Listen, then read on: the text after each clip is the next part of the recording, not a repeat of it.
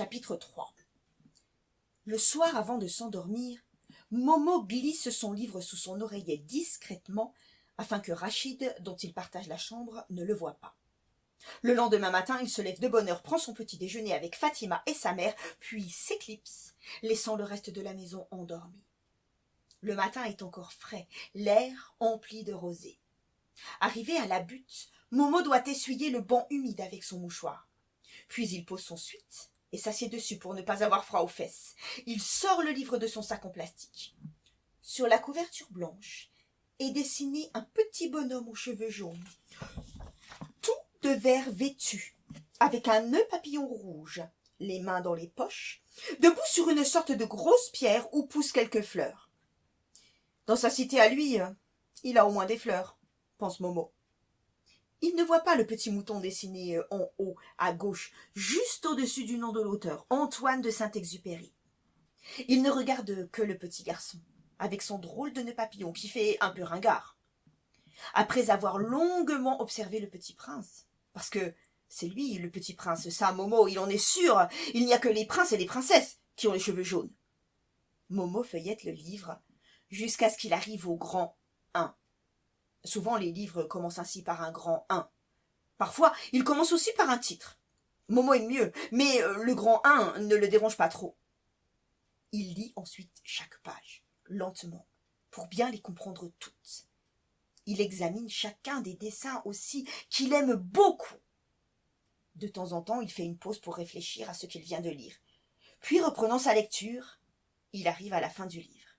Il soupire de bonheur. Il a beaucoup aimé tous les gens qui sont dans ce livre. Il lève la tête vers le ciel et constate que le soleil est à présent de l'autre côté de la butte, ce qui veut dire qu'il doit déjà être au moins 2 heures de l'après-midi. Affolé, il range son livre dans le sac en plastique, noue son suite autour de sa taille et se met à courir à toutes jambes vers la maison. Là, c'est un Ahmed drôlement furieux qui l'attend. « Mais d'où c'est que tu sors ?» hurle-t-il. « J'ai traîné, j'ai pas vu l'heure, » répond Momo. « T'as traîné comme ça, et t'as même pas pensé à manger !»« Non, je m'excuse, » murmure Momo en retenant ses larmes. « File à la cuisine, Yasmina va te réchauffer ton repas !» Yasmina prend Momo par la main et l'entraîne vers la cuisine. « Tu lisais ?»« Ouais. »« Oh, Yasmina, c'est trop beau, c'est si beau que ça m'a fait mal, là !» Momo pose la main sur son cœur. « Raconte-moi. » »« C'est l'histoire d'un prince qui vient du ciel. » D'une autre planète, qu'il a quitté à cause d'une fleur parce qu'il l'aimait trop. Alors il est parti sur d'autres planètes, et puis il est arrivé sur la Terre.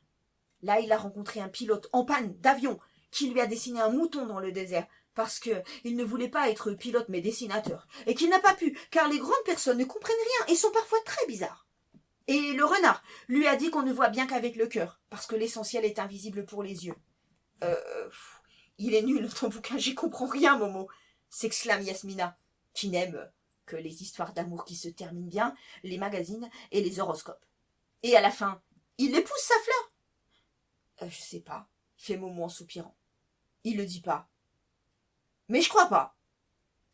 Alors, il pense que les princes n'épousent pas les fleurs et que finalement, c'est très triste comme livre, Le Petit Prince. La dernière bouchée à peine avalée, Momo, profitant de l'absence des jumeaux, va dans sa chambre pour réfléchir. En fait, ils ont plein de points communs, le petit prince et lui. Sauf que lui, Momo, il n'a pas de planète à lui. Il n'habite pas sur une étoile, mais à la cité des Bleuets, où il n'y a même pas de bleuets et où il n'est même pas un prince. Le petit prince, lui, il a une rose, et même avec un mauvais caractère. Momo aurait bien aimé avoir son bleuet. J'aimerais bien être un petit prince, moi aussi. Mais j'ai pas la tête qu'il faut pour ça, se dit-il. Ce soir-là, Fatima arrive avec un grand sac de l'hyper. « Tiens, c'est pour toi, » dit-elle à Momo en le lui tendant. « C'est pour la rentrée des classes. » Bien évidemment, Ahmed ne peut s'empêcher de faire la grimace. « Et d'où c'est que t'as pris le fric ?»« Ça ne te regarde pas, » répond Fatima avec des éclairs de fureur dans les yeux. « C'est mon argent, celui que j'ai économisé pour Momo en travaillant. Toi, tu n'es même pas fichu de gagner 1 centime. » Ahmed veut continuer à crier, mais un regard de la mère l'arrête net. Il tourne les talons et part dans sa chambre en haussant les épaules. Au beau milieu de la cuisine, Fatima, Yasmina, Momo et la mère sortent une à une les affaires du grand sac, en poussant de joyeux « Oh » et « Ah ». Il y a là tout ce qu'il faut pour la 6e, et même un nouveau pantalon et une belle chemise à carreaux. Tout au fond du sac, il y a encore un autre paquet, un paquet cadeau, avec une grosse fleur en ruban doré. Momo ouvre le paquet sans rien déchirer. Il en sort un livre, Vendredi ou la vie sauvage, de Michel Tournier.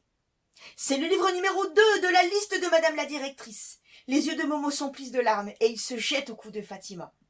Ils sont graves, dit Rachid à Rachid. Ouais, tu l'as dit, réplique Rachid. Trop grave. Sur la page de garde de son nouveau livre, Momo inscrit de sa plus belle écriture son nom et son prénom. En dessous, il écrit un grand 1, comme dans les livres, sauf que pour lui, ça veut dire autre chose. Un jour, j'en aurai autant que dans la bibliothèque municipale, pense-t-il en s'endormant vite pour être déjà demain.